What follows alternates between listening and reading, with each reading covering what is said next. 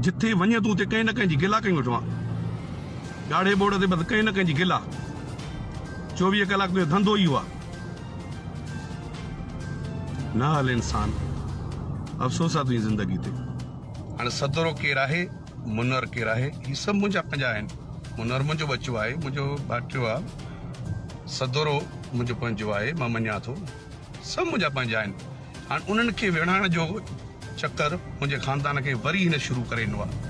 ॿियनि जे खुले ते बंदूक रखी विढ़ाइणो, ॿियनि जे चवण ते। शायदि रहुजा तूं थोरो बाज़ अच, इहो तूं ॾाढो ग़लति थो करे। तूं शुरू खां वठी मूंसां अलाए कहिड़ो वेर रखियो आयो आहे। सदाईं असांखे जेके ख़ानदानी जहिड़ा कराईंदो थो अचे असांजा, इहे न कराए त बहितर आहे।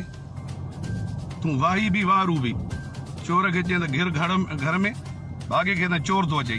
वाह रे वाह, वाह पुट वाह। तुंहिंजो कमु करणु सुठो कमु कर, फज़ीलत सां कमु कर, इज़त वारो कमु कर। असांजा रिश्ता तो केतिरा मूंखां परे करे छॾिया आहिनि। शाहिनो साहब मुंहिंजो हलनि भाइरनि खां भाउ हूंदो, सगन भाइरनि जीअं। उन्हनि खे कूड़ हणी ग़लति बयानियूं करे मुंहिंजा ख़ानदान जा माण्हू, मुंहिंजा भाटिया, मुंहिंजा भाणेजा, मुंहिंजे ख़ानदान जा माण्हू तूं 24 कलाक पंहिंजे अना परस्तीअ करे। तोखे घर आहे जिथे रहंदो आहीं, तूं कलमो त भरे ॻाल्हि कर। तूं 4 साल में घर बि न वेंदो आहीं। कॾहिं कंहिंजे दर ते महीनो हूंदा, हिकिड़ी पैंट में तूं 6 महीना हिकिड़े घर में सुतो पियो हूंदो आहीं, पराए दरनि ते। तूं प्रोड्यूसर आहीं, तूं पंहिंजो औकात ॾिस, पोइ तूं कंहिंजी फैमिलियुनि ते, कंहिंजे ख़ानदान खे विढ़ाए। फ़ान समूह उस्ताद मुंहिंजो मोहसिन हुयो, त उन खां मूंखे परे करण में बि तुंहिंजो किरदारु हुयो।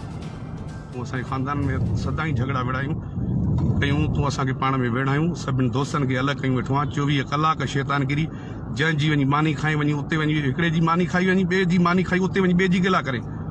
अंडरग्राउंड जेको तूं मूंसां विढ़ियो आहे, उहो मां हींअर सोशल मीडिया ते वाहियात न आहियां जो शेयर करे सघां।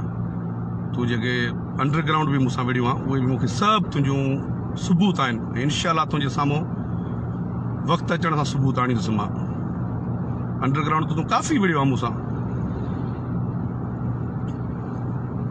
कुझु थोरी पंहिंजी तबियत खे चेंज कर। माण्हुनि खे चए थो त मूंखे मुमताज़ मोलाई गारियूं ॼारायूं आहिनि। अड़े मुमताज़ मोलाई तो जहिड़े घटिया इंसान लाइ सोच बि टाइम ई कोन्हे जो मुमताज़ मोलाई तुंहिंजे लाइ सोचे वेही। मां एतिरो पंहिंजी ज़िंदगी में अलाह पाक मूंखे पंहिंजे परस्तारनि में पंहिंजी ज़िंदगी में मसरूफ़ कयो आहे। मां तुंहिंजे लाइ अॼु जेको ॻाल्हायां थो, हे 5 मिंट ज़ाया कयां थो न, इहे बि मां सम्झां थो फज़ूल आहिनि मुंहिंजा। तुंहिंजे लाइ मतिलबु ॻाल्हाइण ई न खपे मूंखे। मां तुंहिंजे लाइ छो तोखे गारियूं ॼाराईंदुसि। तूं हा एतिरो वॾो मोतबर हुजे, काबू मां हुजां, तो वांगुरु चोर ख़ान तोखे गारियूं ॼारायां, तो वांगुरु पोयां विढ़ा तोखे गारियूं ॼारायां। मूंखां तूं ॾाढो आहीं या कहिड़े क़िस्म में ॾाढो आहीं? अड़े मां फ़क़ीर माण्हू आहियां, मां हर माण्हू खे नियत ईंदी आहे।